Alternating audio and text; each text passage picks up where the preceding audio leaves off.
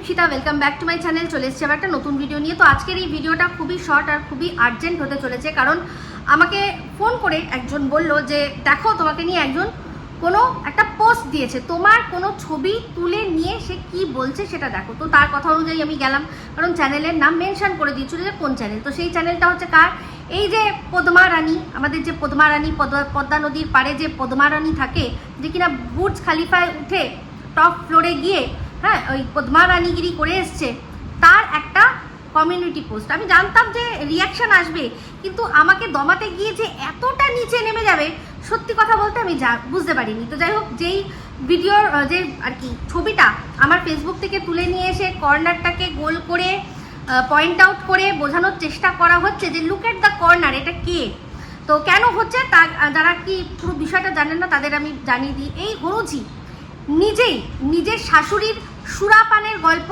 আমাদের সাথে শেয়ার করেছিল। হ্যাঁ, শুধুমাত্র মানে নিজেদেরকে অনেক হাইফাই বোঝানোর জন্য যে আমার শাশুড়ি, আমার পরিবারের সবাই খুব সুরাপান করে, তারা অনেক দামি দামি আর কি খায়, অনেক দামি দামি খায়, আমি খাই না, তাই জন্য একটা কম দামি আমাকে টেস্ট করতে দেওয়া হচ্ছিল, তাই জন্য কম দামি এসেছিল, না হলে সব আমাদের ঘরে সব জিনিস দামি দামি, ঠিক আছে।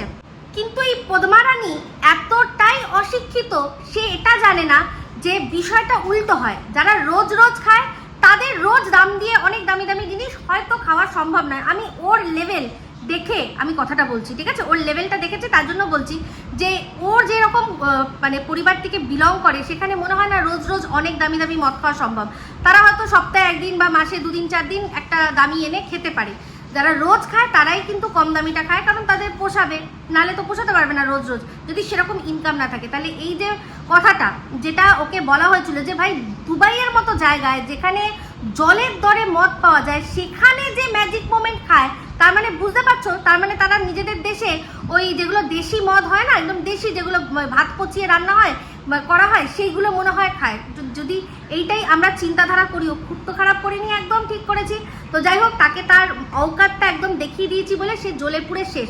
তার মধ্যে আমি বলেছি যে ভাই মাতাল শাশুড়ির বৌমা এসছে মদের জাস্টিফিকেশন দিয়ে, কেন বলবো না, কারণ আমার এই যে পোস্টটা দিয়েছে সেখানে শুধুমাত্র কিন্তু কি দেখা গেছে না, বোতলগুলো দেখা গেছে না, আমার হাতে গ্লাস দেখা গেছে না, আমার মুখের গ্লাস দেখা গেছে না, আমাকে করে করতে করতে টলতে কোনো রকম কোনো ভিডিও করতে দেখা গেছে, কিছুই করতে দেখা যায়নি। শুধুমাত্র একটা পার্টি যেটা কিনা আমাদের ছাদে, তো সেখানে যারা খাবার তারা খেয়েছিল, অবশ্যই সেখানে আমার কথা ভেবেও কিন্তু রাখা হয়েছিল, মানে ওই যেগুলো আছে সেগুলো কিন্তু কোনো না কোনো সময়, এক সময় আমি খেয়েছি, কিন্তু সেই সময় আমি খেতে পারছিলাম না, কারণ তখন আমি জানতাম না যে আমি অলরেডি প্রেগনেন্ট। তো আমার শরীরই আমাকে সেটা স্বাদ দিচ্ছিল না, শরীর রিজেক্ট করে দিচ্ছিল, মুখের সামনেও এনেও আমি খেতে পারিনি, আমি একদম মানে কি বলবো, যেটাকে বলে ড্রাই, সেদিন আমি তাই ছিলাম। তো যাই হোক, আমি যেটাকে বলে আমি একজন হচ্ছি অ্যাডাল্ট পার্সন, তো সেখানে আমাদের দেশে এটা ইললিগাল নয়। আমি যদি খাইও, সেটা যদি আমি মানে একসেপ্টও করি, খারাপ কিছু না। যেমন কিনা ও একসেপ্ট করেছে যে ওর শাশুড়ি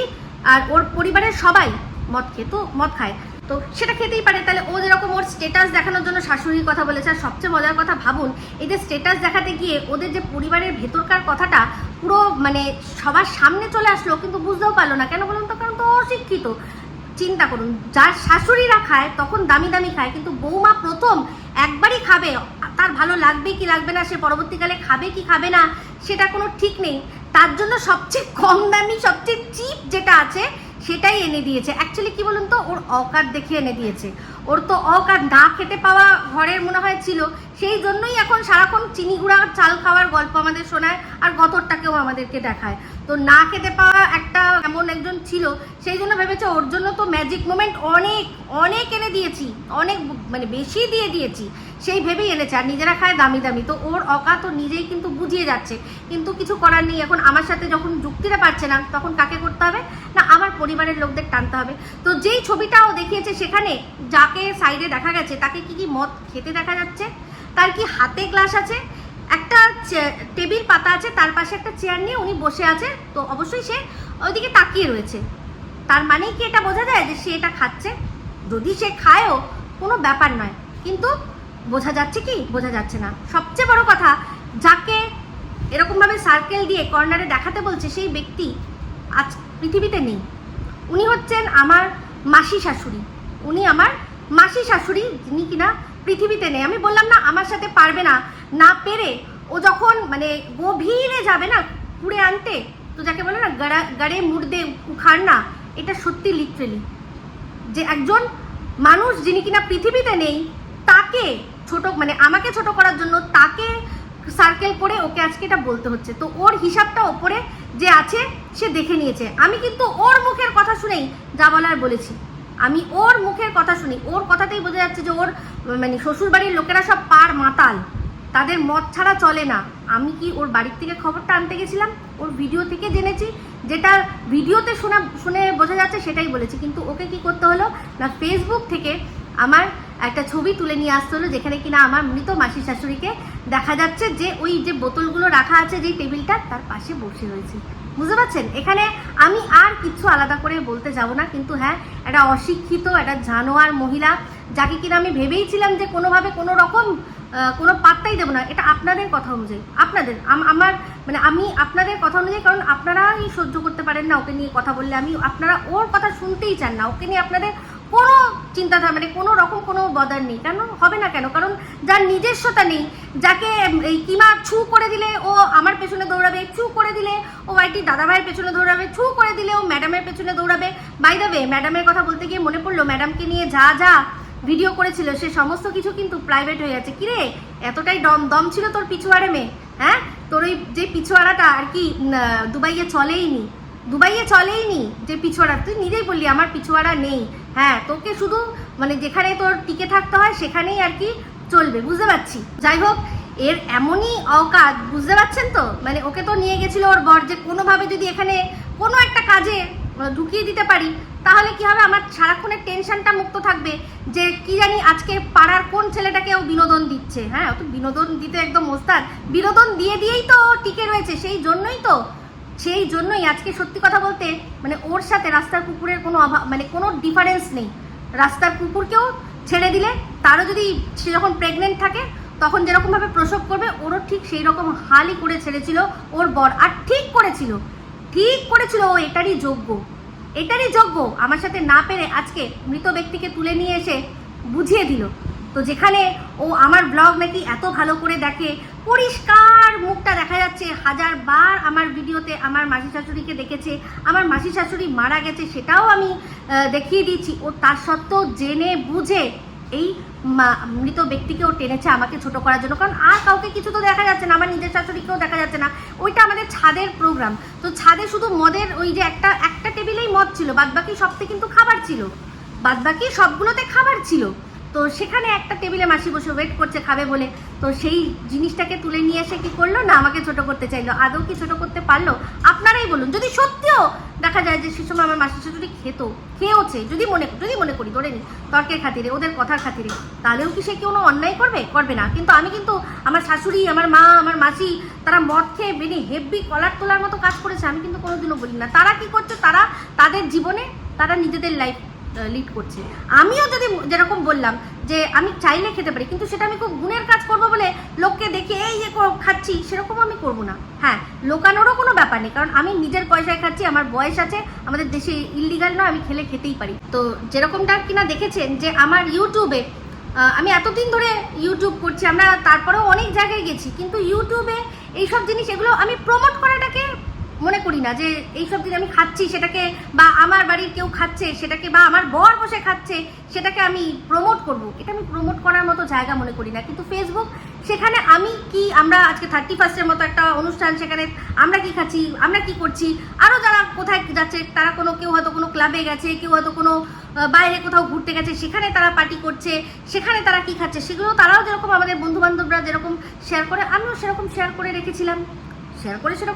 কোনো খারাপ কাজ তো করিনি। কিন্তু খারাপ কাজ যে করেছে সে বুঝে শুনেই করেছে, এটুকু বলে দিচ্ছি। কারণ ও আমাকে যবের থেকে আমার পিছনে লেগেছে, তবের থেকে ও আমাকে ছোট করার জন্য যেখান থেকে পারছে আর কি রসদ সংগ্রহ করছে। তাই ও জানে যেটা আমার মাসি শাশুড়ি আর তিনি আর পৃথিবীতে নেই। তো এই হনুজা বা হনুঝির মতো মানুষগুলো কতটা হিপোক্রেট আর কতটা মুখোশধারী আজ বুঝতে পারি, যখন ও আমার সাথে ভালোভাবে মিশতো, ওর মেয়ের জন্য আমি প্রতিবাদ করলাম, সেটার জন্য আমাকে এত ধন্যবাদ জ্ঞাপন করলো, বা যখনই নিজের থেকে যোগাযোগ করে আমার সাথে কথা বললো, আমার সাথে যোগাযোগ করলো, এখন ও কথাবার্তা শুনে বুঝতে পারি যে ও কীরকম বিষ কিরকম বিষ আমার জন্য নিজের মনে রেখেছিল। অবশ্য সেটা তো তার খুদ মনিবও বলে দিয়েছে যে অনেক সময় নাকি বলতো মনিবকে যে এর সাথে মিশো না, এর সাথে মিশো না, এর সাথে মিশো না। তো ওর মনের মধ্যে কি ছিল সেটা বোঝা যায়, কিন্তু আমার মনের মধ্যে ওর প্রতি যা ছিল, যেরকম ছিল, যতদিন ছিল আমি সেরকমই ছিলাম। অবশ্যই যেদিন থেকে ওর আসল রূপ দেখতে পেরেছি, যে ওর আমাদের দেশের মহিলাদের দেখে নাকি লজ্জা হয়, হ্যাঁ লজ্জা হয়, সেই জবের থেকে ওর এই মুখটা আর মুখোশটা আমার কাছে আলাদা হয়ে গেছে, তবে থেকে ওকে আর কোনো রকমভাবে আমি মানে সহ্যই করতে পারি না।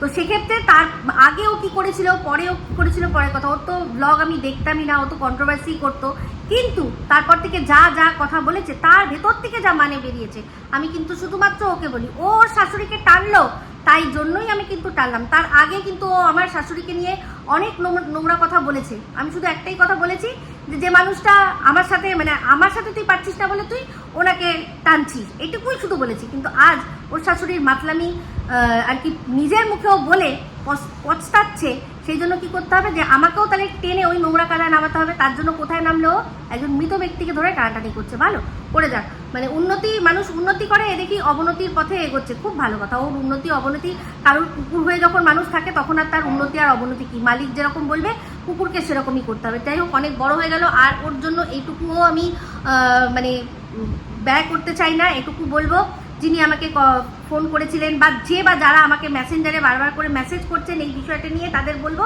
তাদের জন্যই আমি এটা করেছি। বাদবাকি এবার শুধুমাত্র দেখলাম যে আমার মৃত মাসি শাশুড়িকে টেনেছে, সেই জন্য এরপর যদি ও আমাদের বাড়ির আরও অন্য মানুষদেরকেও টানে, ও টানুক, নিজের দায়িত্বে টানবে, আমার কিছু না। আমার ফেসবুকে যেটা আছে ওপেন আছে, আমরা যেটা ফেসবুকে দেখাবো মনে করেছি, হ্যাঁ দেখিয়েছি, তার জন্য আমার কোনো রিপেন্টেশন নেই, আমার কোনো রিগ্রেট নেই, যেটা আমরা সেটাই আমরা, ঠিক আছে। তো অ্যাকচুয়ালি এই যে আমার বরকে সবসময় দেখতো, আমার আগে পিছিয়ে সবসময় থাকে, সব কাজে আমাকে হেল্প করে, যেহেতু ওর বরকে বাচ্চা প্রসবের সময়ও পায়নি, যে সময় বাচ্চা মানে সবচেয়ে বেশি একটা মহিলার তার বরকে প্রয়োজন হয় যখন তার বাচ্চা হবে, কারণ বাচ্চাটা তো তার একার নয়, সেখানে তো সেই মানুষটারও রয়েছে অংশ। কিন্তু সে ওই রাস্তার কুকুরদের যেরকম জাস্ট পেট করে দিয়ে চলে যায়, সে যেরকম পেট করে দিয়ে চলে গেছিল, সেই জিনিসগুলো যখন ও দেখতো শুনতো আমার বর, যে আমি এদিক থেকে ওদিক হচ্ছে, তাহলেও আমার সাথে সারাক্ষণ থাকছে, হ্যাঁ নিজের কাজ ছেড়ে দিয়ে থাকছে, সেই জন্যই ওদের একটাই বক্তব্য, তোমার বরের কাজ নেই। মানে হাসি পায়। মানুষ যখন যেটা করতে চায় সেটা করে, কাজ হাজার মাথায় রেখেও কিন্তু তারা করে, সেসব বর আলাদা হয় জীবনে, শুধু সেটা স্বপ্নই দেখতে পারবে। এই ভেড়া আছে এখন, ওকে পাহারা দেওয়ার জন্য আছে। তো যাই হোক, যে কথাটা লাস্ট বলতে গিয়ে ভুলে গেলাম, যে ভেবেছিল তো যে কোনোভাবে ওখানে নিয়ে গিয়ে রাখবে, কিন্তু শেখরা তোকে রিজেক্ট করে দিয়েছে। কারণ শেখরাও যখন বাড়িতে ওই কাজের লোক রাখে না বাথরুম পরিষ্কার করার জন্য, বা শেখদের তো অনেক বড় বড় পেট থাকে, কারুর বাঘ থাকে, কারুর সিংহ থাকে, তাদের হাগামোতা পরিষ্কার করার জন্য ভেবেছিল যে সেই কাজটাও যদি ওকে দিয়ে করানো যায়, কিন্তু সেটাতেও সম্ভব না, কারণ ওই যে যখন কাজ করবে পাছাটা একটু দুলবে, তো বাঘ সিংহগুলো ওকে কিন্তু মানে ফিল্টার ছাড়া রিজেক্ট করে দিয়েছে। যখন প্রথম ডেকেছিল তখন ফিল্টার দেওয়া ছবি দেখিয়েছিল, এই যে তোমাদের জন্য ঝি আসছে, তখন দেখেছে ফিল্টার দেওয়ার সুন্দর মুখ, যেই সামনে ওই কালিকেলিন্দি মুখটা এসে গেছে, আর শেখও দেখছে যে যখন ঘর মুছবে বা আমার পেটের হাগামোতা যখন পরিষ্কার করবে, নিচু হয়ে যখন পরিষ্কার করবে, পাছাটা একটু যাতে দেখতে সুন্দর লাগে, সেই রকমও সৌন্দর্য নেই যে পাছা দেখে আর কি কাজ দেবে, তাই জন্য কি করেছে, পাছায় লাথ মেরে বার করে দিয়েছে। তো এই সব জ্বালাগুলো তো ওর আছে না। আর এখন ওর বর ওকে জানে যে এখানে রেখে যাব, কোন দিন কোথায় পাড়া ছেড়ে এবার ইন্টারন্যাশনালও বিনোদন দেওয়ার জন্য তো ছুকছুক করছে। তার উপর জানেন আমাদের দেশের এই যে নবদ্বীপের উল্টো মাসির যেভাবে চরণ এরম করে চাটছে, কোন দিন ওই যেরকম আমাদের দেশ থেকে গরু পাচার হয় ওই দেশে, কোন দিন ওই দেশ থেকে ওই কাঁটা তারই আর কি ওই গরু সম ওরকম চেহারা সময় ঢস করে একটা ফেলে দেবে এখানে, আর উল্টো মাসি সোজা ওকে নিয়ে নবদ্বীপে বসিয়ে দেবে নিমকি বেচার জন্য। সেই চিন্তা তো আছে না বরের, ভাবছে এত আমাদের এই উল্টো মাসিকে এত তেল মারছে, বলা যায় না, নবদ্বীপে জায়গা করে দিতেই পারে, কারণ কলকাতায় যেটা আছে সেখানে তো জায়গা কোনোদিনই ও করতে পারবে না, কিন্তু এই নবদ্বীপে তো করতেই পারে। তো সেই জন্যই আর কি ভয়ে পাহারা দেওয়ার জন্য বর আর বাইরে যাচ্ছেই না, যে বাবা দরকার নেই, এখানেই যাওয়া হচ্ছে, যেমন হচ্ছে চলে যাক, আমার আর ও দেশে যাওয়ার দরকারই নেই, নাহলে এ আবার নবদ্বীপে গিয়ে ভজ গৌরাঙ্গ নহ গৌরাঙ্গ লহ গৌরাঙ্গের নাম রে নাম রে নাম রে করে নিমকি বেচবে। খারাপ ভাববেন না, নিমকি বেচবে, নিমকি নিমকি। ঠিক আছে, নিমকি বেচার কথা কেন বলছি বলুন তো, কারণ ও খুব নিমকি ভাজতে পারে, দারুণ নিমকি ভাজতে পারে। সারাক্ষণ দেখবেন ওর মুখে নিমকি নিমকি নিমকি, রিঙ্কুদির নিমকি, আমার নিমকি, হ্যাঁ, তারপর হচ্ছে গিয়ে ম্যাডামের নিমকি। যাই হোক, ম্যাডামের গুলো তো সব সরিয়ে দিয়েছে, ও এখন শুধু আমার সাথে করবে, করুক, আমি আর কোনো পাত্তা দিচ্ছি না, সেটা আপনাদের কথা অনুযায়ী। তো যারা তাদের মধ্যেও একজন দুজন যারা মনে করছেন যে আমাকেই অন্তত জানিয়ে দেবেন, আমি তাদেরকেও হাত জোর করে রিকোয়েস্ট করছি যে একদম আমাকে জানাবেন না, একেবারে জানানোর দরকার নেই। আমি ওকে নিয়ে কোনো কন্টেন্ট করতে চাই না, কারণ আমার দর্শকরা পছন্দ করে না। তো যাই হোক, আমার দর্শকরা যেহেতু চায় না ওকে নিয়ে আমি ভিডিও করি, তাই ওকে নিয়ে আমি ভিডিও করবো না।